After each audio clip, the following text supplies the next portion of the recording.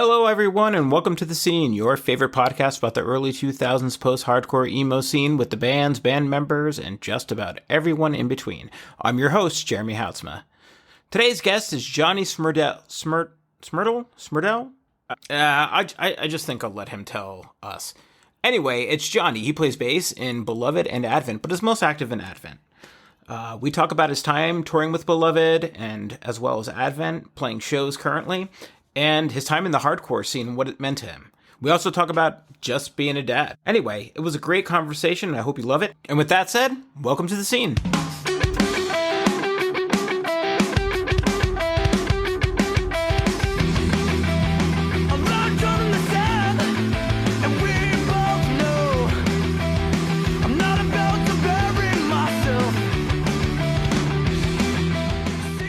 How did you get into music? How did you get into playing music? Like bass? I mean, was bass your first instrument? No, I don't think bass is anyone's first instrument. I was gonna say, but I wasn't gonna go there. unless you're like Dan from Between the Buried Me or Victor Wu, like it's not your first choice. That's a loaded question, like how you got into music. And then how I started playing. It's just so deep. I can narrow it. I guess I can narrow it down. What I typically ask people is like, what's your first memorable experience with a song or a band that just kind of in some certain way hit you in a way that you're like, this is different, or this is, for someone like me, it was like the Counting Crows, or something that spoke like emotionally. I remember the first time that I felt music that was outside of the church. So I was pretty lucky that I always had a very positive experience in church. Still do. Love it. And I always felt the presence of God, the Holy Spirit through music at church. And the first time that I ever felt it outside of that was probably the first time I heard U2. Still one of my favorite bands. And I was like, holy crap, this other music I can feel it in my soul. Like that's incredible. And this is, elementary, like probably late elementary school.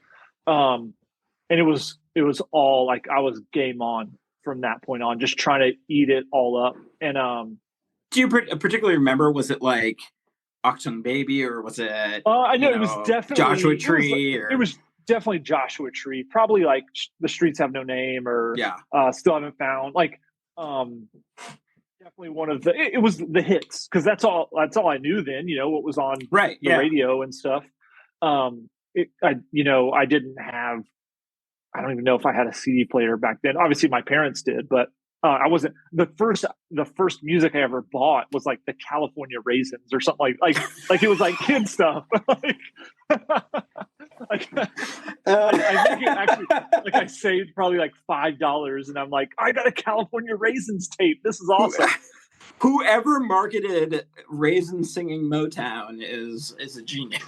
Genius. The guy, it started me on the path. But that's amazing. That's a throwback.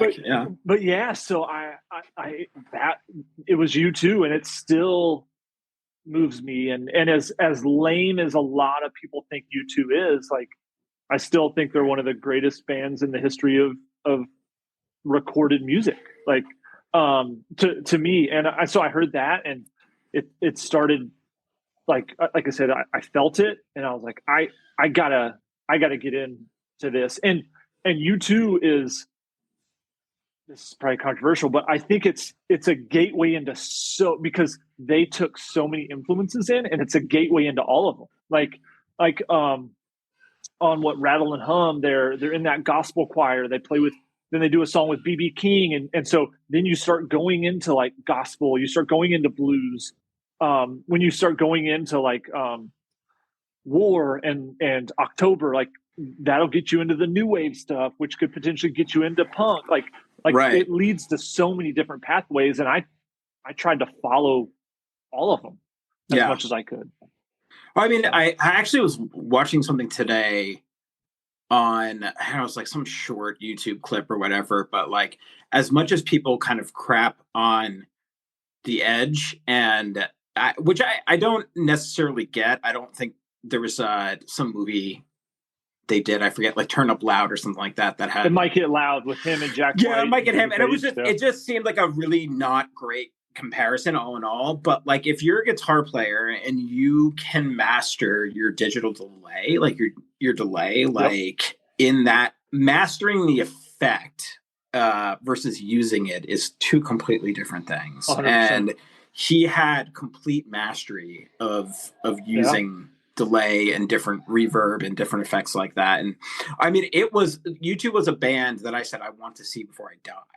And so when I was getting my master's, I had a project due, and I just asked my professor. I was like, "Look, I got tickets in Vancouver, BC. I've been waiting for this like my entire life. Are you cool if I go?" And he was like, "If the rest of the people in your group are fine with it, then just go."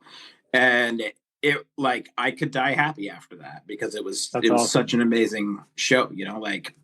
I think especially with this kind of like roundabout spiritual connections that U2 had and influences also made it sort of like this kind of thing to touch out of the Christian world, but that was like I don't want to say semi-secular or viewed in that way, but still had these like real spiritual themes. And I think, I don't know why it's controversial. I think people just like to crap on Bono and I think he wears like sunglasses all the time. Right. They put a record on everyone's iPhone, which that sucks. Like, well, but we're all being tracked on everything. You can get it off, right? Yeah, you can delete it. Yeah. But to me, it's undeniable that they changed music. And if you're in the punk, which is where I plant my flag, they did a lot for punk. Like, they always propped up the Ramones. They no shame in it. So, I love them. Still love them. Now, did you have brothers? Do you have brothers and sisters? I have an older sister. Yeah, okay. I have an older sister. I find sometimes that older siblings can make gateways towards different kinds of music. Was that the case for you, or did you and your sister have like complete different tastes?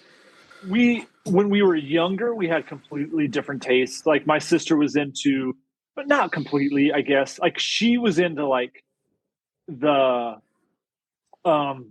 kind of the shock rock side, like Marilyn Manson and into the kind of the goth stuff that I never got into. It was just not my thing, but it's adjacent to heavy music and stuff like that. So what got me into music, U2, I followed that pathway, and then I got into skateboarding, and so skateboarding opened my eyes to even deeper punk, cool, like that was aligned with punk. And then you follow the pathway into hardcore, and then and I got into hardcore is weird. It's either metal or punk that you get into it, and I did the punk and then into metal and stuff like that. A lot of people do metal but that's kind of the path I took.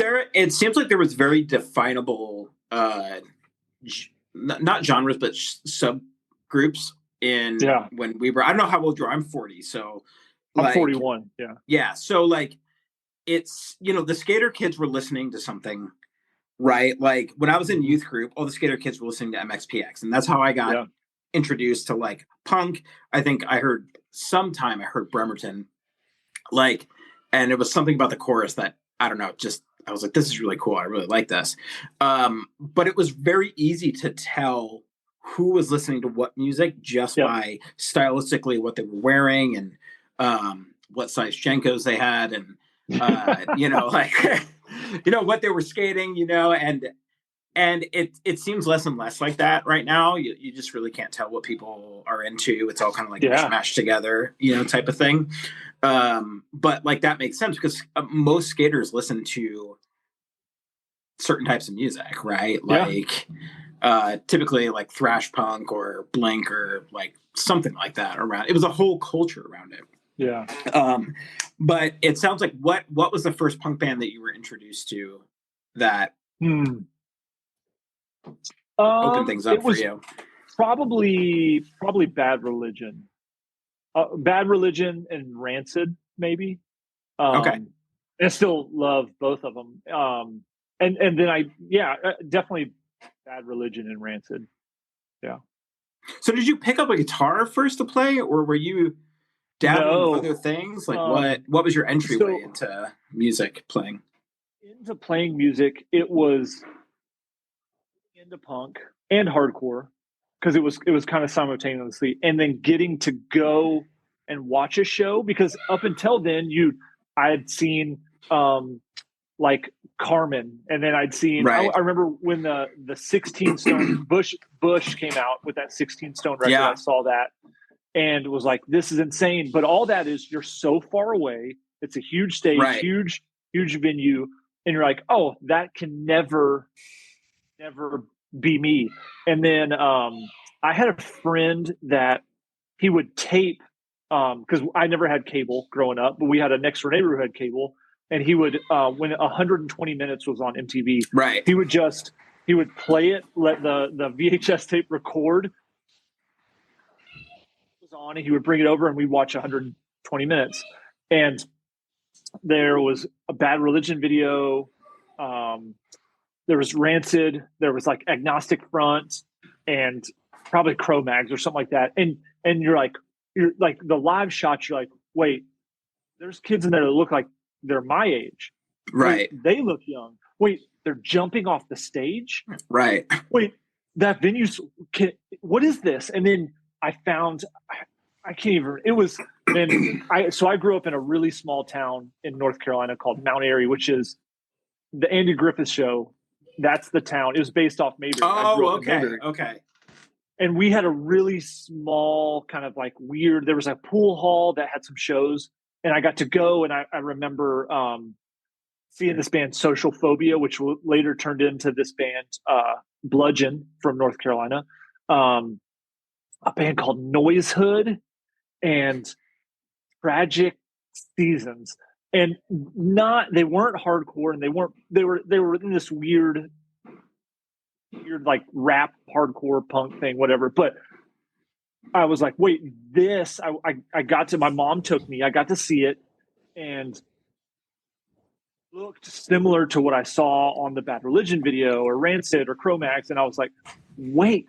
And so, in my 12-year-old brain, I'm like tying it all together. I'm like, could I do this? Like, is that possible? Because up until then, you had kids that their dads were in cover bands, and they're like, oh, I can be in a cover band, but not write your own songs and have people jump off a stage. Like, so that got me into it. I was like, wait, so I just need to get a guitar and play really fast and loud. Game on. So I can do that. Yeah. I got a guitar, and my first guitar that my mom got me, single parent. She is amazing. She got me a knockoff. It was a knockoff BC Rich bitch. Like, if you've ever seen one of those, it looks like you could get stabbed playing it. Right. Like, it's at all these sharp angles. Yeah. And it wasn't even the BC Rich bitch. It was the knockoff version of that from a pawn shop. And so you can't even really sit down with it because it like slides off your lap, and you're like, but my mom got me that for Christmas, and she got me, she bought me 2 copies of Guitar World magazine that had tablature. Every issue had 5 songs on it. And I feel like the 2 she got me, the only songs I can remember, it was like Smoke on the Water by Deep Purple, probably Blitzkrieg Bop from Ramones. It was all stuff that you could play. It was a little more simpler, and it shows you what finger to put on what string, and you're right, like, yeah. And tabs. So I would just sit there and learn, like playing those tabs. And one thing, then you just start trying to like, okay, I love this band. Let me try to learn how to do it. And then you go to the public library that has internet, and you Right. like find you get tabs and you print it off. Right. 10 cents per You've got page or that, whatever. yeah. Yeah, and you're like, oh my gosh, now a new song to learn. And yeah, that's what kind of took me in. And so it was always, I was always, Lord told me I was supposed to be a guitar player. But he got that wrong. The only band he is perfect in all his ways, but telling what instrument you're supposed to play.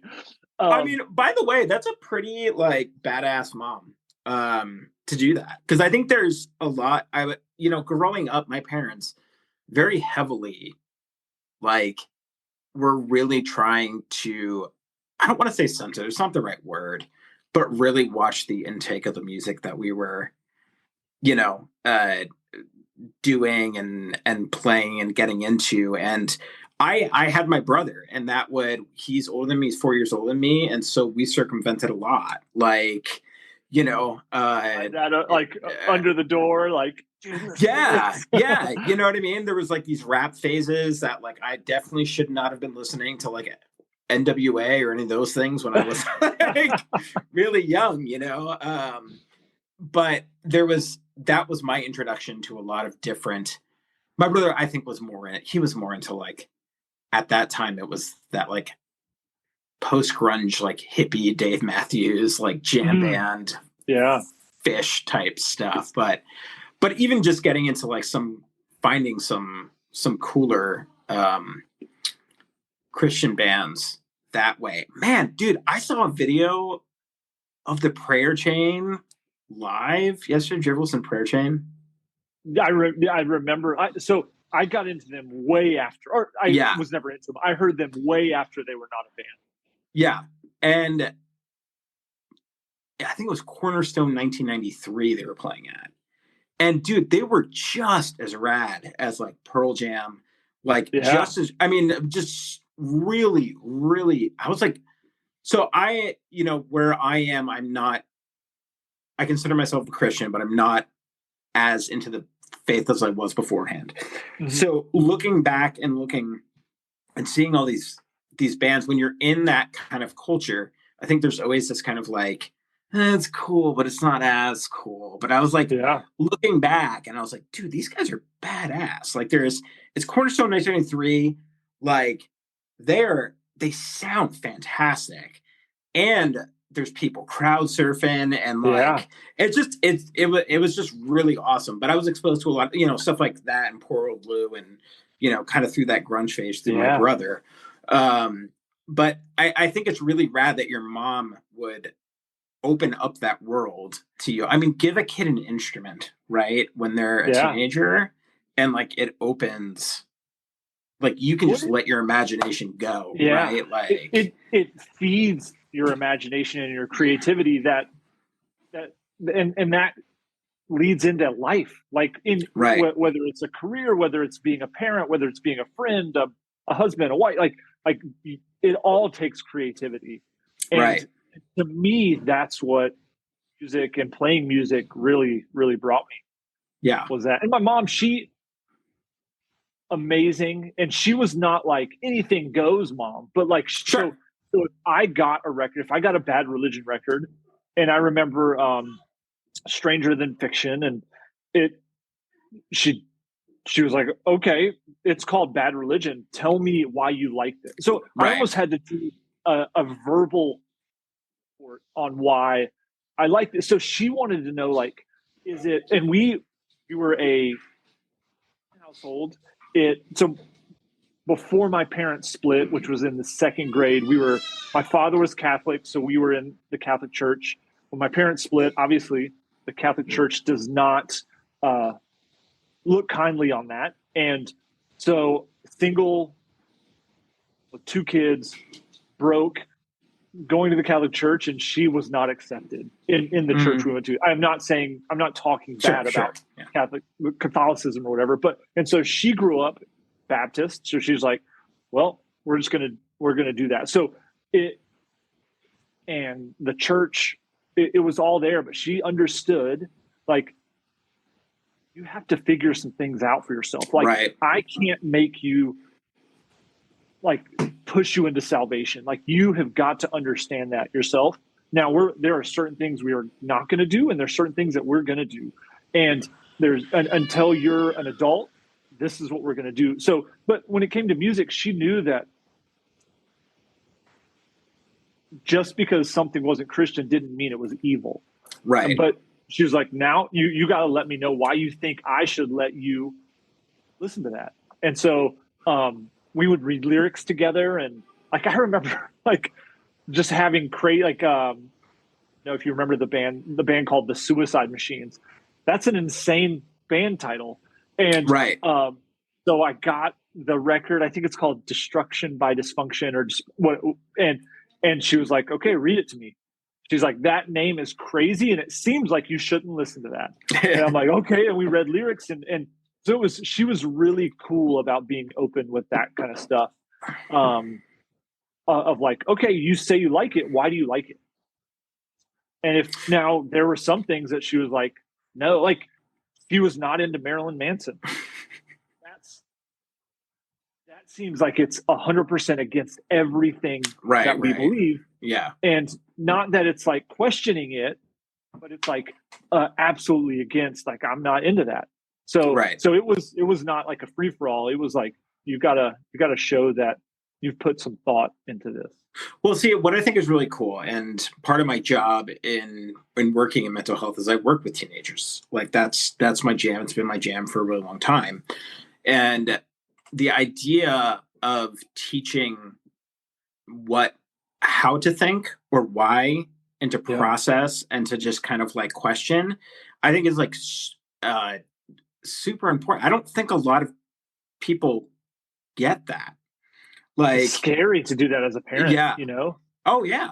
Yeah. There's a certain amount of trust, but I think one of the worst things too is like kids are some of the most resilient people in the entire world, you know? And like, at the end of the day, you can only walk them like down the road, and whatever decisions they make are the decisions they make.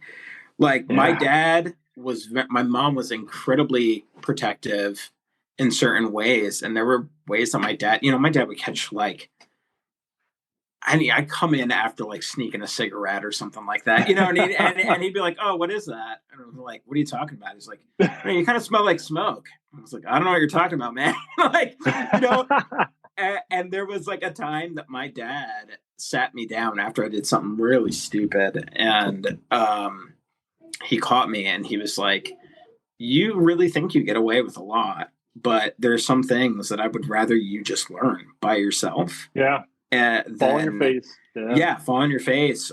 But there are certain guidelines, parameters too. Like if you put anybody else, your safety or anybody else's safety in danger, that's like the line that I draw. Yeah. And I remember that being one of the scariest things my father ever said to me, because he was like, you just think you get away with so much. Like, it's just, I know, I just choose not to say anything because there's things you have to learn by yourself, you know?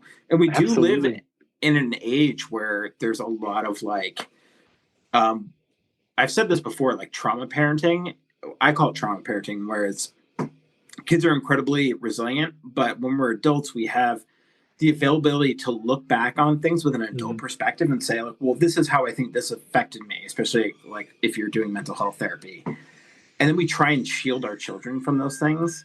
Yeah. And it's like our trauma is not their trauma, right? Yeah. And so like our kids can do hard things. They can go through these things. And as long as they're coached through them versus like left to fend by themselves, you know, like there's an overcompensation a lot at times too. Yeah, and I think like similar to me, and I'm sure similar to you, like as a parent, the only thing I'm truly afraid of is something horrible happening to my kids. Like something horrible can happen to me. I don't want it to happen by all means. I don't want anything bad, but like kids or to my wife, I don't want anything to happen to her, but we're adults. We can get through it. But like something horrible happening to your kids, it's the scariest thing on the planet. And, and so it's natural to like want to put them in a bubble and even like take the diseases that come from nowhere, take the car accidents out, like the things that other people can do to them, even kids like say to them, emotionally hurt them. You're like, I want to keep you in a bubble, but then it's not the best. And man, I've got a 10-year-old son and a 13-year-old, soon to be 14-year-old daughter. And we were terrified of middle school for her because my daughter she's so sweet, so compassionate, so smart, works hard. And I'm like, oh my gosh, is she going to get eaten alive? You were going to get torn to pieces. Yeah, because I remember middle school, and it was kind of no holds bar. Like, there were like fights in the stairwell, and like it was wild. And we were like praying about it, and like, and both our kids go to public school, and middle school has like helped her like blossom into this like even cooler, brilliant, brave young woman. And yeah, she's had some sucky stuff happen. Like girls make fun of her, and she has a phone, but she's the only one out of her friend group that doesn't have social media. But this year, so she's in 8th grade now, and she started hearing things that happened on social media, and she's like, wow, I get it. I kind of get it now. Yeah. I kind of get it.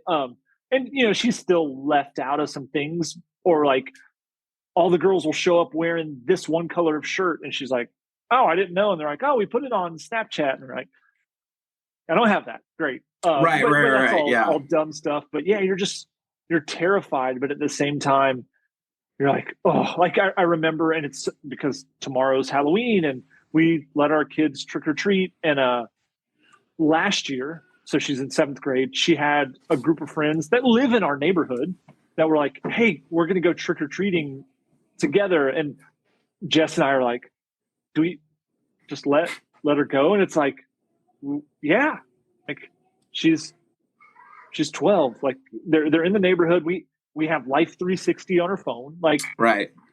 Let's see how, and she got to go trick or treating for an hour and a half. And it was, and it seemed so trivial, but we were terrified because we're like, what if, and ours wasn't even what if someone takes her, because we have enough people in our neighborhood, and I live in North Carolina. There's probably 50 ARs within like a 5-block radius or something. But you just think of like, well, what if they meet up with some guys? What if some girls, have this or that? And that's what you're thinking. But you're like, we got to trust her, and we have this, the safety things that we need to have to let her do it. And it was all, she had a blast. They didn't do anything wrong. They came back here and we had grilled cheese. Like it was, but it's terrifying as a parent. You're like, which doesn't it make you wonder what your parents felt though? Because like my parents would just be like, yeah, I didn't get a cell phone until I was in college. And like, the only way that I think my parents, the only people my parents trusted were like the youth group people. And, and like, they just wanted to know if you could call home, just like call home, but like so much of it, of my childhood too, was like, I'm going to go with my friend down the street. We're just going to go for a little bit. And like, I know people say this stuff all the time, but it's true. It was just like, just let me know where you might be going, where you're going, and just come back by this certain time. Come back when the street lights come on. Yeah. Right. Something like that, and it's an interesting look to like see how things have shifted and why they may have, and why, like, I mean, there's a million different questions. Like you can. I was talking with so Dusty, who was in Beloved. Yeah. Like Dusty he's still one of my best friends. Joe's still one of my best. Like all the guys, like we're still super close. Dusty has 2 kids that are in between my daughter Hudson and my son Thatcher, like in between them. So Dillinger, his son, is a year older than Thatcher, and Asher, his youngest son, is 3 years younger than Thatcher. So we all experience things kind of like in succession with that. And we were talking about middle school and things like that. And same, like we all grew up like, and Dusty and Matt and Josh from Beloved grew up in Kernersville, where I live now. I grew up in Mount Airy. small town. We live in the country. It was literally like, hey, I'm going to go play in the woods until it starts kind of getting dark. Right. It's like, okay. But I think back then, and when our parents were kids, the world seemed so big that trouble was so far away. Far away, yeah. And now, because I've got a computer in my pocket, that the world seems so small. Right. And that there is undeniable that there's not danger everywhere. Right. And there's bad things that happen everywhere. I don't know if it happens more. I think we just know about it more. Exactly. And so everything just 100%. Seems like it's so much more dangerous now. But there were still kids getting abducted. There were still horrible things happening. Sure, yeah. You just didn't, maybe you heard about it on the news if it was local, but if it was state or even another town, you didn't hear about it. I think there's also a concept, of knowing your neighbors, and community. I think one of the things that I see pretty constantly, and is that community, as social media, the internet, and stuff like that has connected people in massive ways, but has also left people incredibly isolated, to the point where they don't know.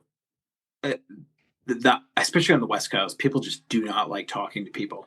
But just like, you would know your neighbor and you would know everybody else in the neighborhood and you would chat and commune and, like there was a general vibe of like safety, right? Because it was like, we have your kid in mind, even if you didn't necessarily, they didn't have kids or something like that. It would, there was a general sense, I think, of like community. That's true.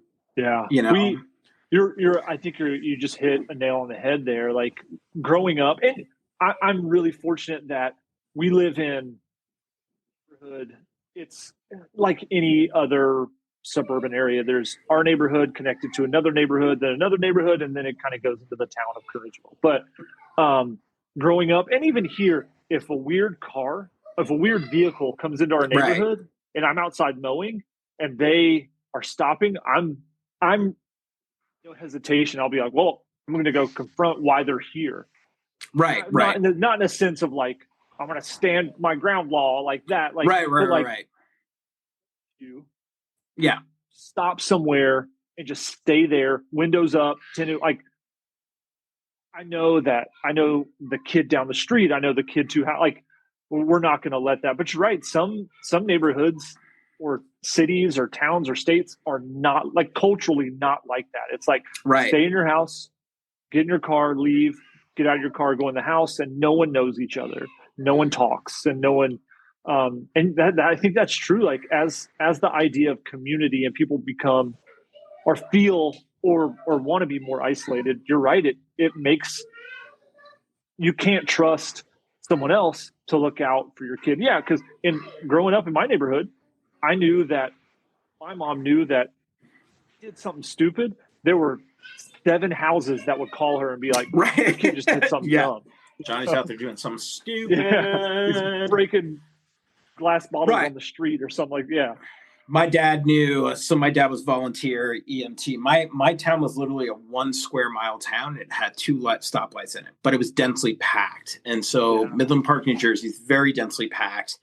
All those suburbs are, but like it was odd in a lot of ways because my dad knew all the police officers, that like all that kind of stuff. But then you weren't getting away with anything. Yeah, but at the same time, I did, because when I got pulled over, they'd be like, "Your last name sounds familiar," and I'd be like, "Yeah, I'm Ron Houtsmith's kid," and they're like, "Okay, because you're his kid, we're gonna let you go tonight." And I was like, "Don't do it again." Like as an adult, I don't know how to feel about that, but like, that, totally. But kind of bringing it back a little bit to music, like getting into hardcore. Hardcore is known for its community. It's known for, like a sense of community that it brings, and you can still see that community, I'm sure, when you're playing at event shows or when you go to Furnace Fest and stuff like that. So for you, that was, I mean, I don't know what your switch was into hardcore, like where you went musically from punk and how, I guess, like take me through that into getting together with the guys and forming a band and what that was like. So I think I'll touch on the first thing you said about community and hardcore. It's, I think that's what sold me on it is for me, growing up in Mount Airy, North Carolina, literally Mayberry, I was skateboarding. I loved hardcore music. Like, I was not a cool kid. I'm arguably still not, but didn't have a huge friend group.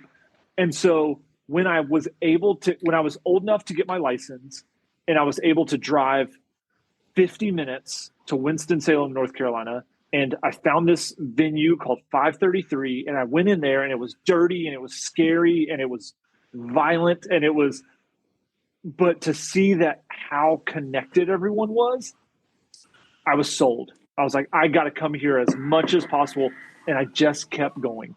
And people recognized me that I was at 3 shows, and they're like, "Hey, what's up?" And they introduce yourself. Then you get introduced to these people, and all of a sudden, 6 months, a year down the road, hundreds of people that would literally and have fought for you, fought with you, protected you. Like, it's a very special thing, and it's something that, just like any community, that everyone looks out for each other. So as a new kid, thankfully I was younger, so I got a pass to like be there, but like, it's not just, oh, you show up and you're in. That's not, and as unfortunate and fortunate as that is with hardcore, it's not for everyone, because it's not a place that if you're just passing through, you can still attend and enjoy it. But if you're just passing through, you're not going to get all the benefits of it. You've got to participate, be there. And so as a kid, that's like, man, I loved it so much. And I just found a sense of like belonging there that I didn't find anywhere else. And I had an amazing life, but parent, money, never had cool clothes, never in the cool crowd. Like, that was just how it was. Even at church, like the church we went to, I loved it. But no money, no cool clothes. Like, that's still in youth groups. Like, no matter how much a youth leader doesn't want it to happen, it is still status. There is status in a youth group, just like there's status in a high school. Yeah, like there's 100%. And so never being cool. And I remember my freshman year of high school, there was a fellowship of Christian students, like breakfast thing or something like that. And I'm like, oh, Christian, I'm going to go to that.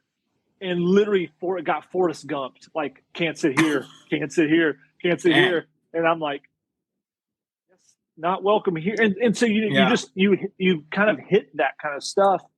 And then you find hardcore and punk for me.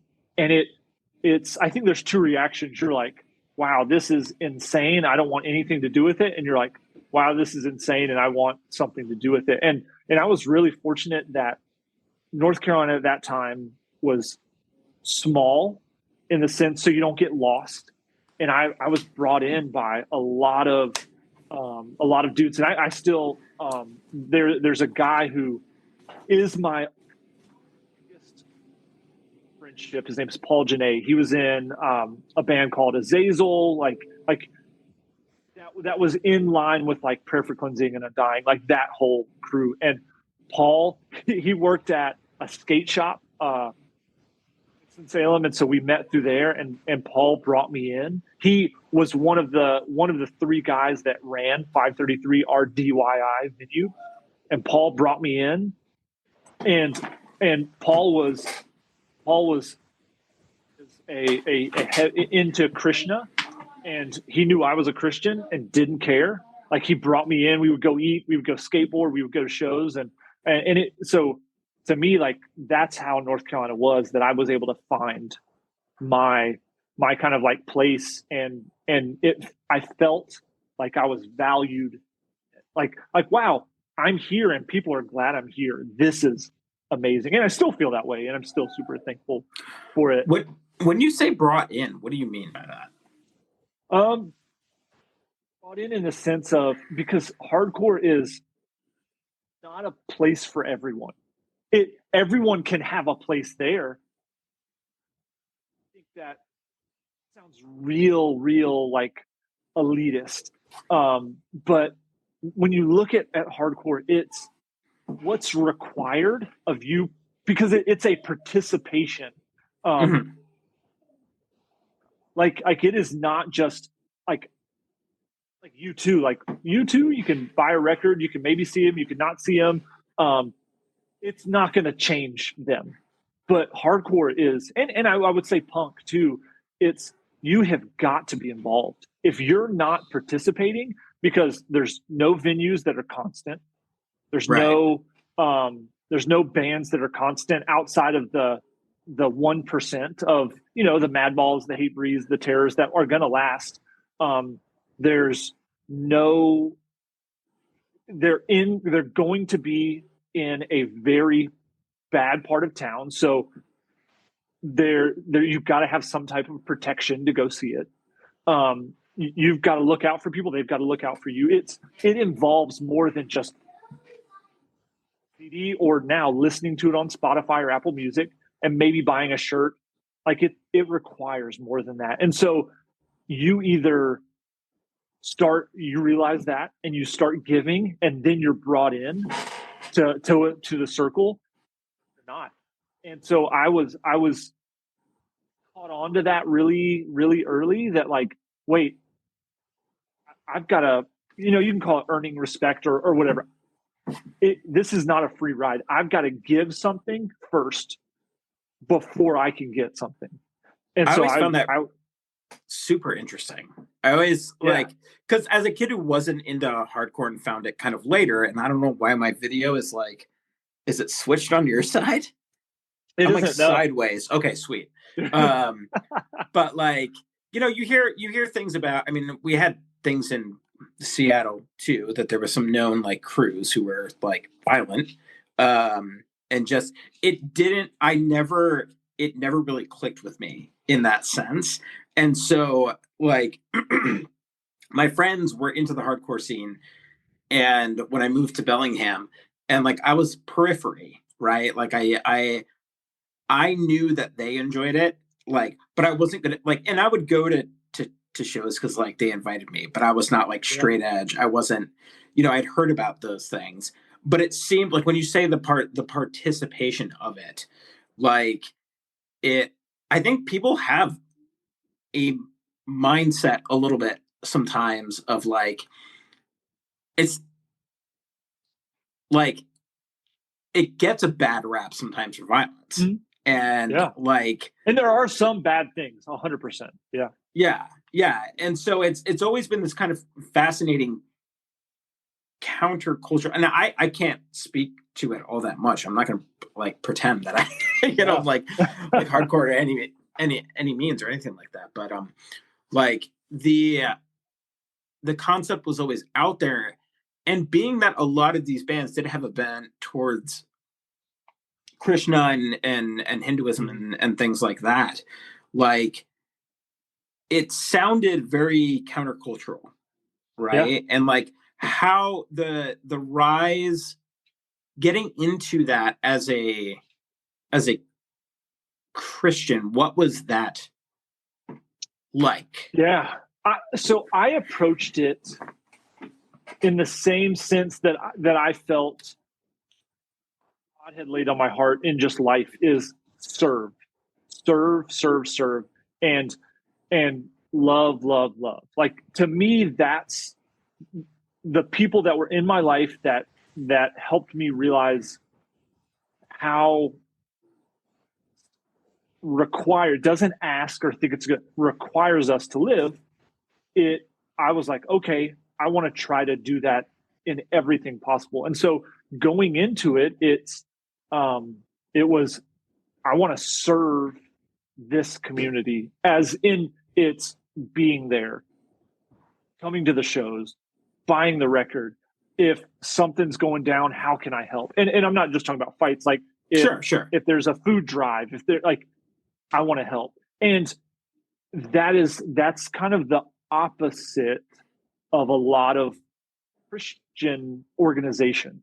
It's push out, condemn, and say it's better over here. And so right. it's still in the hardcore scene. I mean, with Beloved and then Advent now, like still people that will never listen to Advent that are prominent in the hardcore scene, not because they think we're bad. I'm sure there's a lot of people that think we're bad, but like because of who we are. And and I was fortunate enough but this is how Advent has always been. This is how Beloved was. Like, we tour with not a lot of Christian bands. Now we play shows with barely any Christian bands. And Beloved, same way. Like, we were like, fine doing it, but that's not our main focus. And we all did this before we knew each other. Like, I am going to serve and give and be available. I'm not going to change my beliefs. I'm not going to weaken them or say, no, I don't really believe that. That's crazy. But I'm going to love and lead in sacrifice and service. And I think that showed people like, hey, I don't know if I like what Johnny believes or I get what he believes, but I can't deny that he is not loving to me and available and there. And so I think that was what got me in, and is what got an Advent in places like we never. I mean, I remember playing in Salt Lake. I remember playing, where there was some heavy history of heavy violence and crew beef and things like that. And we went in an act of service and being like thankful to be allowed. Literally every time we played is like, thank you for allowing us to come here because this is yours. Right. And we're just trying to come here and let you know we appreciate it and try to do this music that's art and maybe you'll like it. And we were able to connect with some of these dudes that are capable of doing some wild things, but we built these friendships. And because that's how we came in, we didn't come with a chip on our shoulder with hey, you're wrong, we've got to save you. It was, we're coming, trying to serve you and be very thankful of you and respect you and what you've built. And if you let us in, we will try to do everything we can to be something valuable to you. And so with whether it's touring with bands or whether early starting out, that's how I always approached it. And that's how we always approached it. And I think that's what helped, even though that Christianity, because of a lot of history, had a bad rap in the hardcore scene, we were always accepted into it because that's how we approached things. Yeah. I was like, when you look back in your time during Beloved, which was like, I mean, how many years were you guys active? So I joined the band in the middle of writing Failure On. So they had already had the EP. They had already started writing for Failure On. So I joined in the record came out in 2003. I probably joined in the beginning of 2002. Yeah. Maybe end of 2001. And so they were a band in high school, and then members. So Joe and Josh were kind of the constants, and then Joe, Josh, and Dusty, my bad, were the constants. Then Matt came in, and then I came in after Matt. So, but like what kind of everyone do outside of North Carolina as Beloved, it was the five of us. So yeah, so early 2000s. Were they just absent a bass player and you were like, let me do this? Or was it kind of like, that's how it always happens. Like, I'm not a bass player. I was friends with them. And it all got, so I was in a band before Beloved. I had done like in high school, like some punk bands where it was like me and like a drummer and another guitar player just playing in our basement, just trying to like, oh, this will be really cool, and nothing ever happens.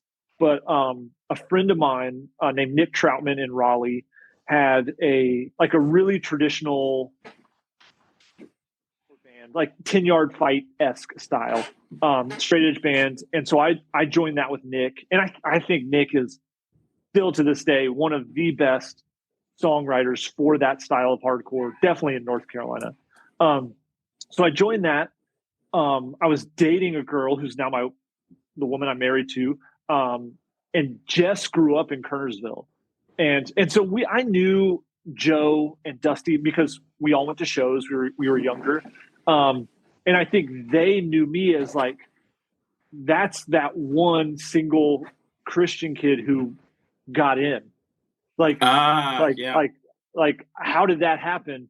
Because at that time, like, they were all super active in the scene, but they were still playing and like kind of like that. And then they started, it was kind of undeniable that you have to get put on shows because Beloved was awesome. But I met my wife.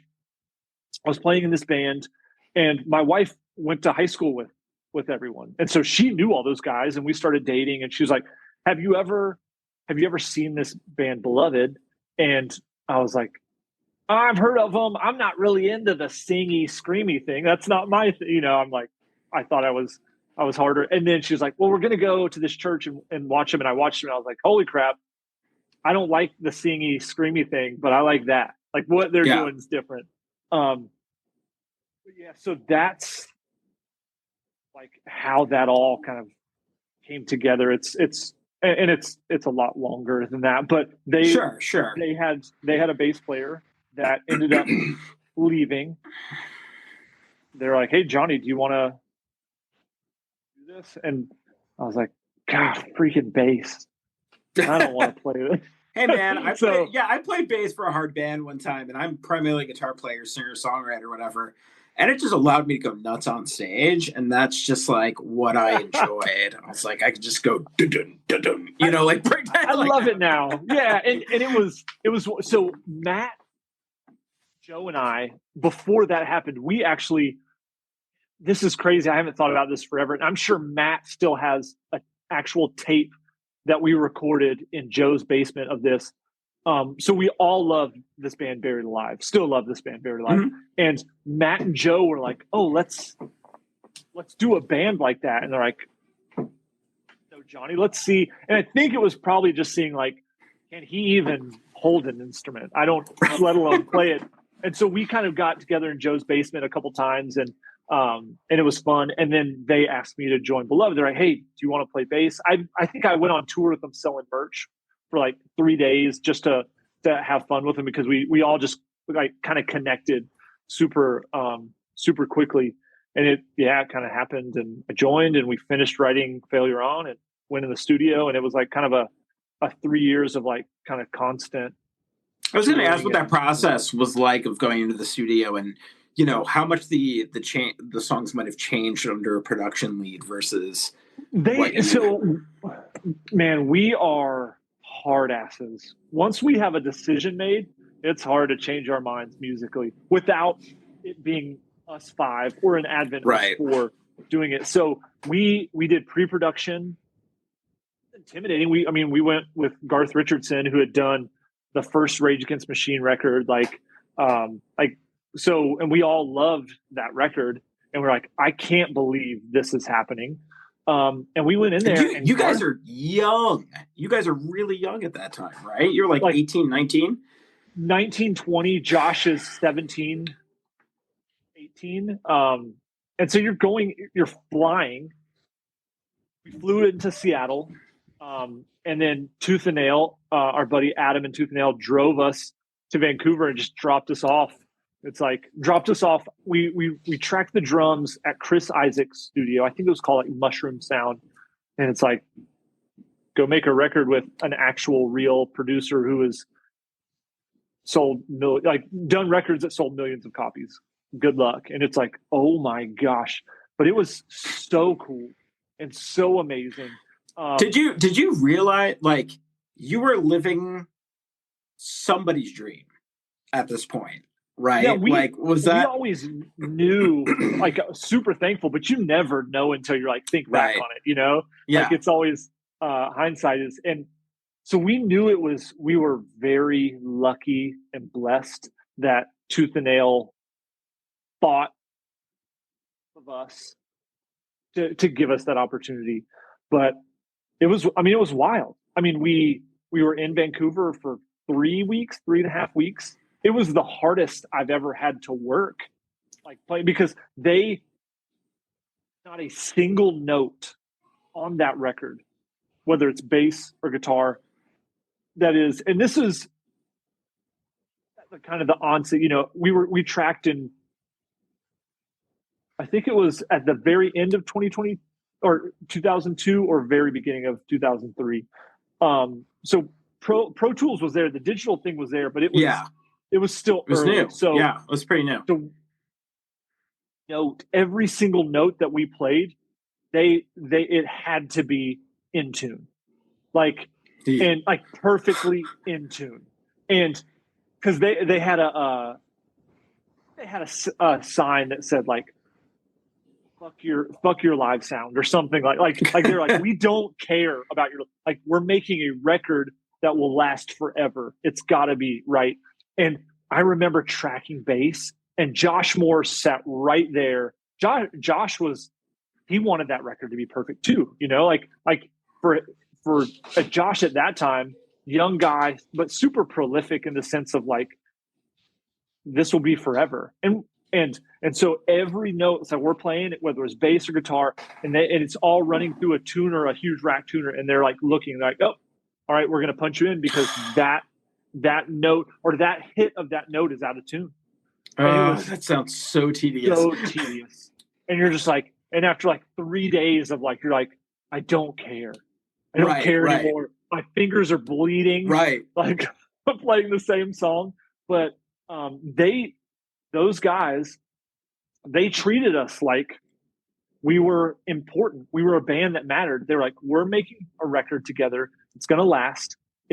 We're going to make something special. And, you know, and I'm biased, but I think that record is special. I think it still holds up. I think the songs still hold up. I think the sound, like the actual sound of the record still holds up. But no, they were, I think the only things that kind of changed were they had me change a bass part that was too busy one time, and he was like, dude, lay back. He's like, you give the feeling, you don't need to be out front. This almost made our band break up. They added at the end of Death to Traitors, there's organ in it. And I remember them putting that in there and being like, hey, this is what we want to do. And I think Joe and I stumbled upon them doing that. They were going to do it and then let us hear it. And I think we lost our minds. We were like, we don't have organs. Yeah. It ended up being great. But like 99.9% of everything was what we went in there with. I was really interesting because I'm just thinking about when I was talking to Josh Brigham when he decided to leave Hopesfall. You know, he told me that he found one of his songs, like his very favorite song on the record was Cut.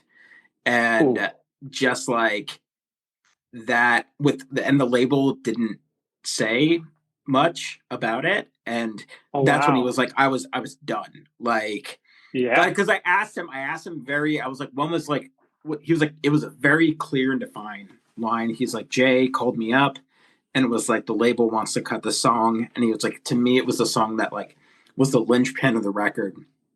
And the excuse they said was like, nobody wants a 12-song record.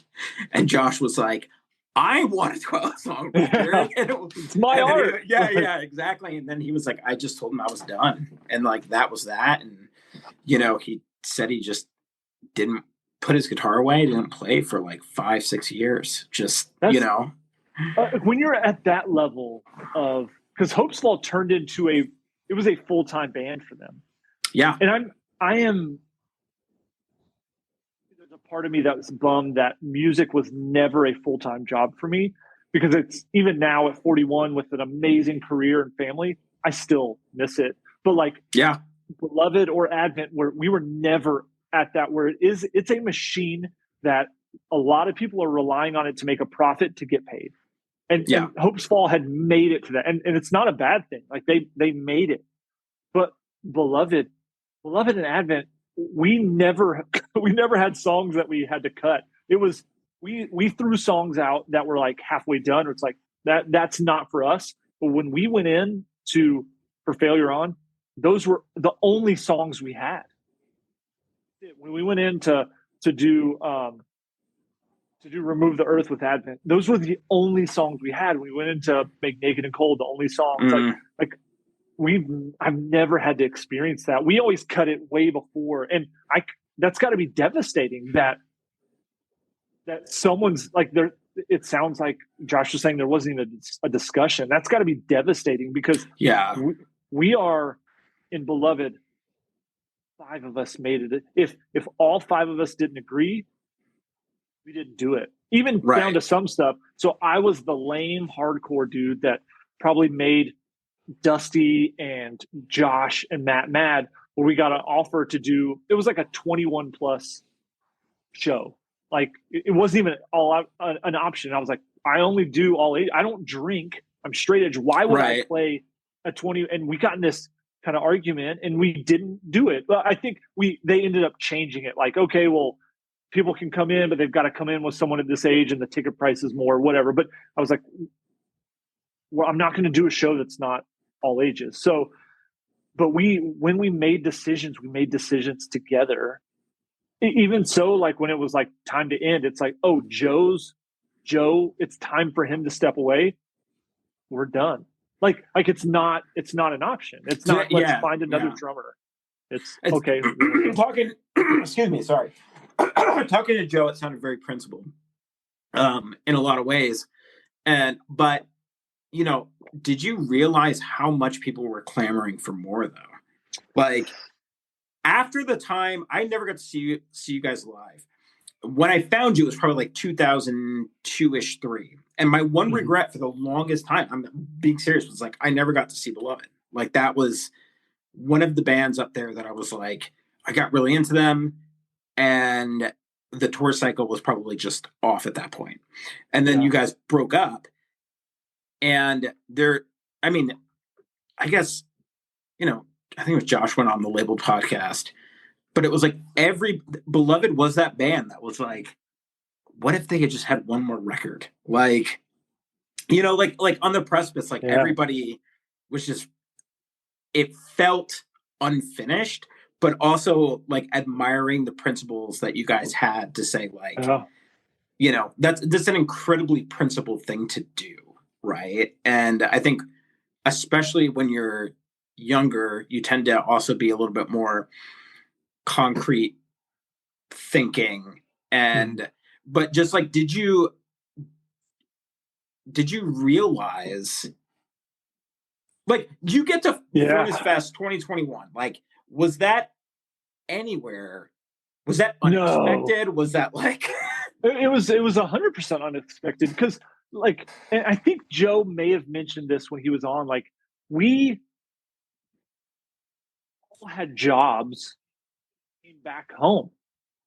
You didn't make enough. We lived off $5 a day for the vast majority of Beloved. Like we starved ourselves. Yeah, it's not a pretty life. Yeah. So it's not like, and I always like look at like the 2 bands that we were always like same realm of, as far as like friendships and toured, it was Norma Jean and Under Oath. When Bless the Martyr came out, a physical difference in their shows, like the number of people. Yeah.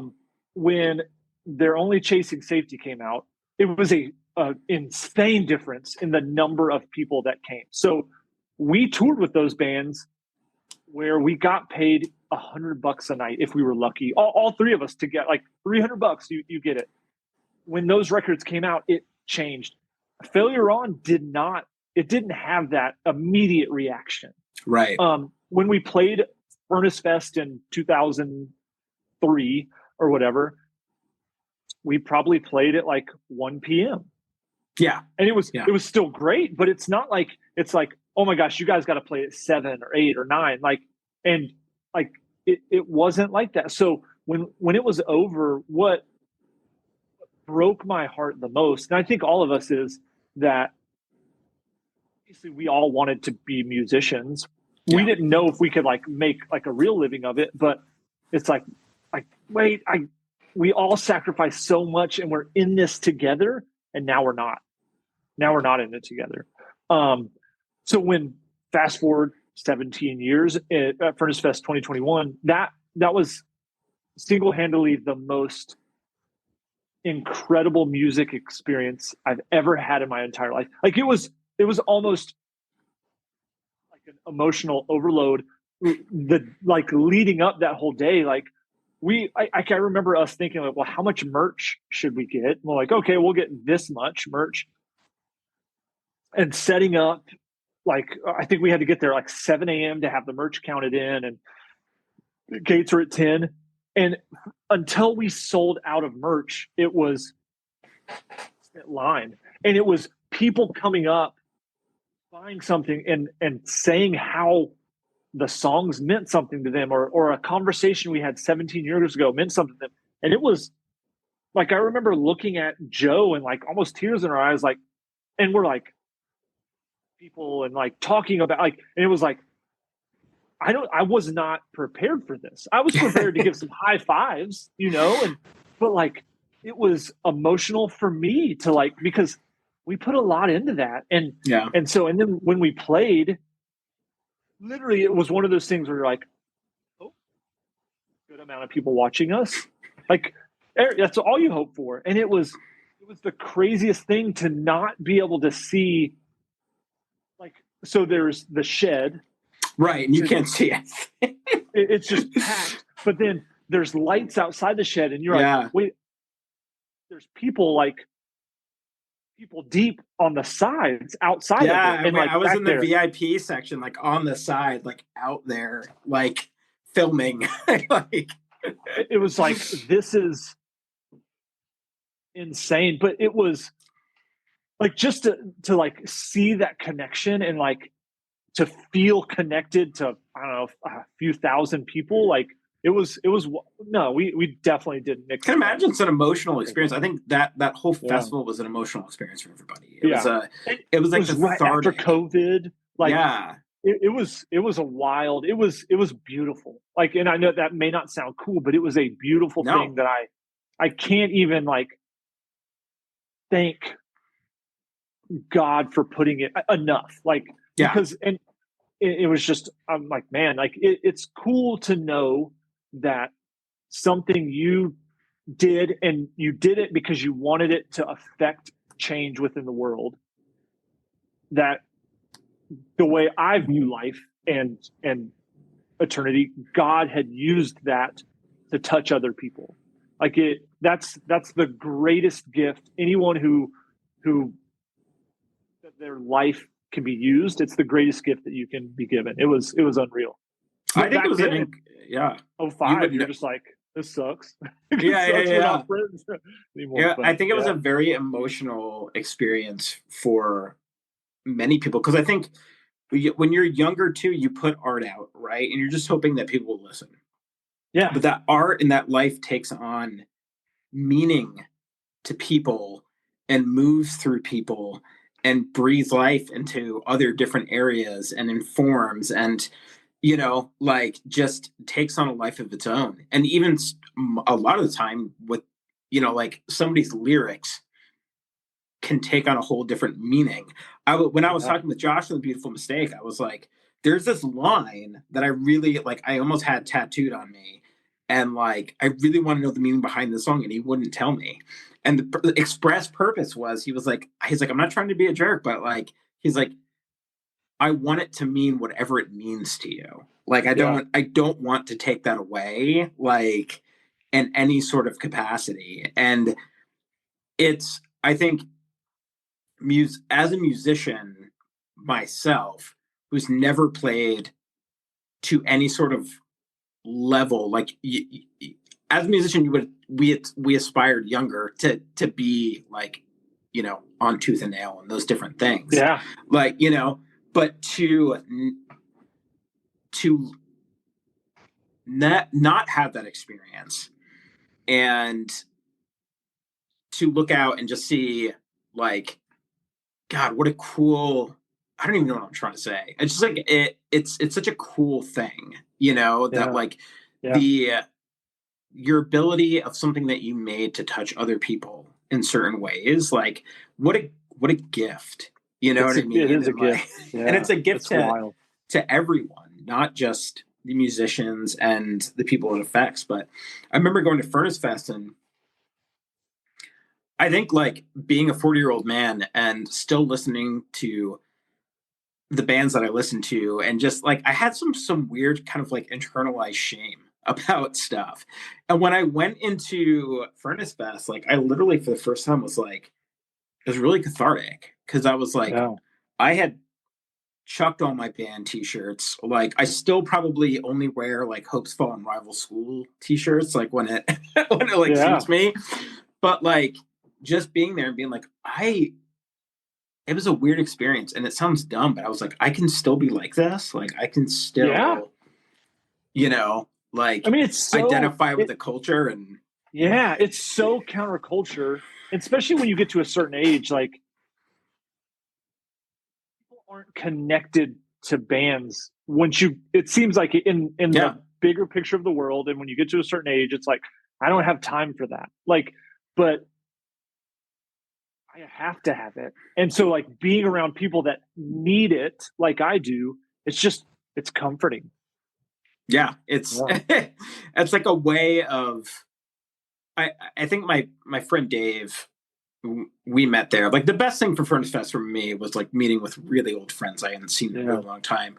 I used to go to Oral Roberts University, and so like our life, which is a pretty like charismatic Christian university, but like it was, I don't know, we found a group of scene kids, and like we would just go to shows all over the place. And like that's 238, and wherever we could get our hands on, we were going to shows because like we weren't going to drink or anything like that. So, like, but that was our lives. And then we split and all went different ways in college, and just getting to sit back and just talk and have like friendship and just reconnect in that way was through this music too.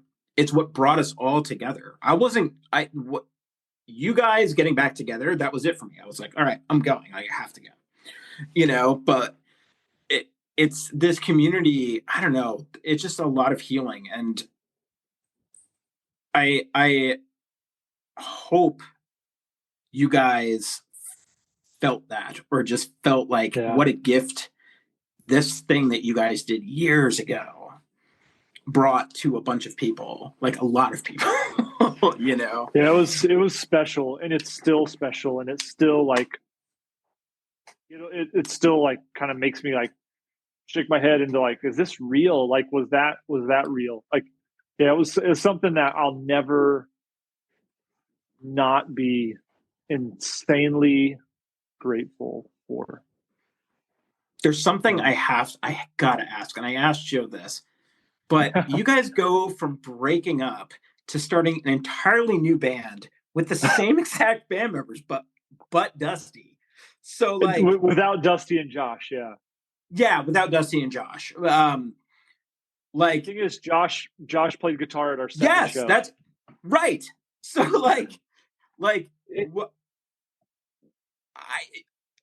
was there ever any conversation with Dusty that was like, hey, we're gonna start this thing? Like because for us it was gonna be I don't know if it was ever meant to go as long as it did. I mean, we'll put an EP out next year. Like it's already tracked and recorded. Like, so it's still it was never supposed to like, I don't think go that it was more to like scratch the itch. And it was pretty quick. Like Matt, Joe, and I wrote 3 songs, and we're like, oh, let's go into Jamie King's and record it in a weekend and do it. Like, now Dusty and we have never not been close. and he kind of went straight into, I think he went straight into Dead Poetic, right? Yeah.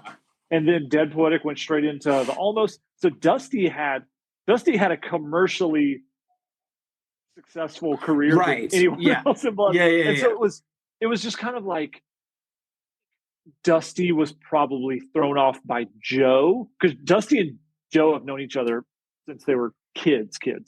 But it was like it wasn't like anything was hidden, and Dusty and I talked quite a bit, and it was like, oh, okay, Matt, Joe, and I, we were always on the heavier side.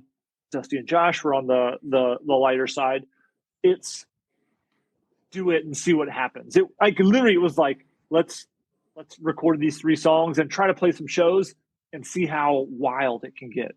And it was because it sounded like what it sounded like when I talked to Joe, that it was like this very emotional thing of you guys breaking up and making this incredibly hard decision, right? and then it goes from that to like, we're ending this, like we all need to kind of like move on, and then like it makes more sense that there was no express intent to like, you know, move Advent into like a, you know what I mean? But it just seems kind of funny. It's like, we're gonna take all the members of Beloved and we're gonna put them here, and Dusty, you see ya. It was, you know, I go back to, like, I mentioned it a little bit ago, joined Beloved, Joe, Matt, and I, like, were playing this like Buried Alive-esque stuff. Yeah. And so always like, it was like, oh, well, working. Like, Joe got married, I was engaged, and it was like, well, we don't have a lot of time, but like we can. And then it ended up being practicing 2 days a week for 5 years until like, and then our moms were like, holy crap. And it just kind of snowballed in. We started writing more songs. Yeah. I mean, we pretty much every song, Move the Earth, the first full-length Advent record that came out on Solid State, Matt, Joe, and I wrote all that. Joe wrote all the drum parts. Then we had a guy named Chris Ankline, who is an incredible drummer, came in. He like kind of learned all the stuff. We had Mike Rich, Mike Advent now is Joe, Mike, Jordan, and myself. And Mike, we randomly met him at a Bishop show. He was on it with a band called the Red Baron, and it was a weird God speaks to you kind of thing. Like, looked at me, I'm like, wow, that guitar player, never seen this band before. It's like, that guitar player seems kind of cool. And Matt looked at me, he's like, I want that dude to be an Advent. And I was like, I was kind of just thinking that and thought I was really weird and wasn't going to say anything. Went up and talked to him, and we were like, hey, you should, Matt literally goes, hey, you should, band doesn't work out, you should move to North Carolina and join Advent. And a month later, Mike was in North Carolina, and we were teaching him the songs, and we went in the studio and tracked it. But like, it was never meant to be all that. But we got into it, and I remember Joe and I talking about starting a band, and we're like, not that Beloved was anything, we didn't try to sugarcoat anything or anything like that, but we were like, we want to start a band that is very aggressively vocal about our faith, right? And questions and all that, and we want to write songs as hard, not like really hard, but like beat hard as we can.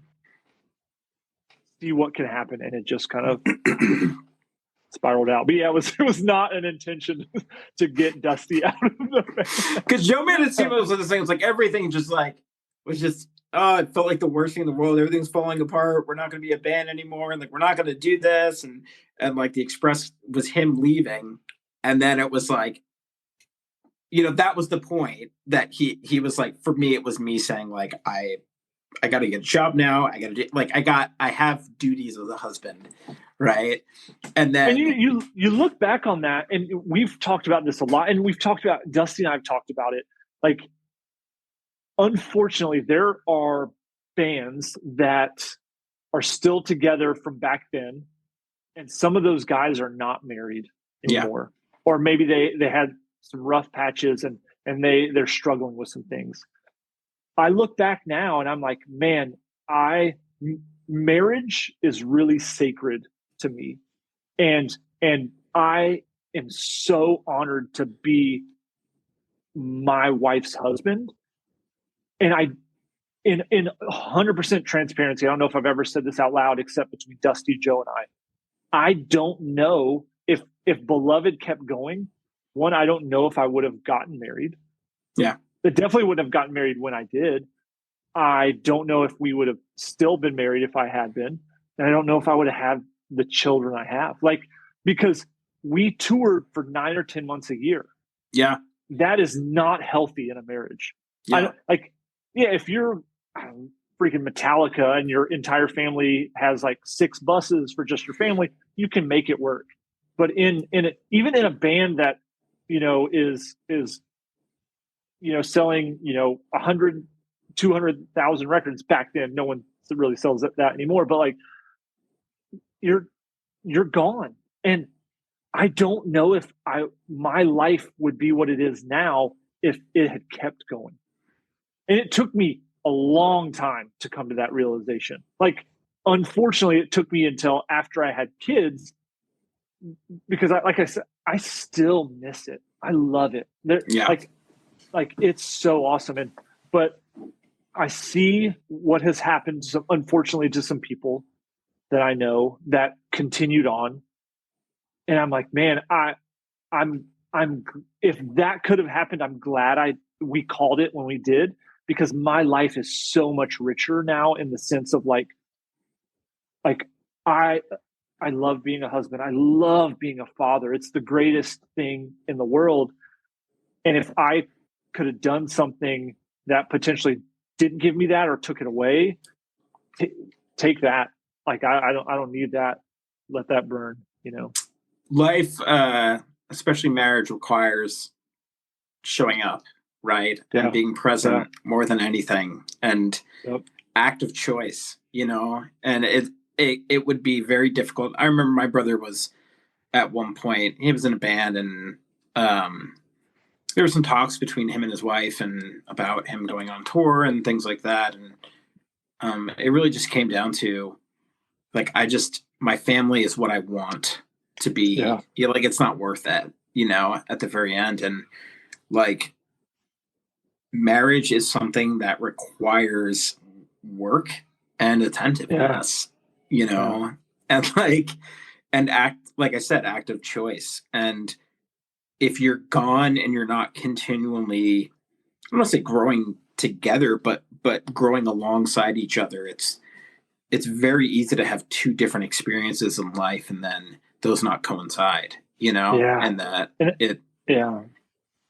I came from a broken marriage, and when my parents divorced, my dad left. Like he was gone, and I'm like, it's probably still something that I'm working through. At 41, not realizing that you're not wanted, and I'm like that. I never want that. Like I want to be a husband. I want to be a father. Yeah, but you have to be there. You have to be present, and you have to go through the amazing highs. You've got to go through the dirty lows together. And you've got to get through it, that's the life I want. I choose to live. Right. Yeah, a lot of it comes down to the value. I don't want to say, like, not better values than other people, but there's things that we want in life or things that we value specifically. That other people don't, or value something different. You know what I mean? Yeah. And like, absolutely. In my life, my kids, my family, those things are what I value highly. And it's funny because I talk about this all the time in counseling, especially with young adults and adolescents. It's like, man, if you just know what you value in life, like, you let that lead you where you're going. Because if you value, like, I value relationship, I value people. So I'm in a job that lets me value other people and feel valued by other people. and like that makes me fulfilled, right? Yeah, and so like absolutely. so many people are just wondering about like where's my purpose, where does this come from, what what job do I need to do and stuff like that. It's like, man, just follow your values. And like, yeah, my values are my family. So I work a job, I just recently changed, but I owned a business for like that. I could set my own hours. I could take off when my kids were sick when I needed to, and just that was my priority. Now priorities have shifted a little bit.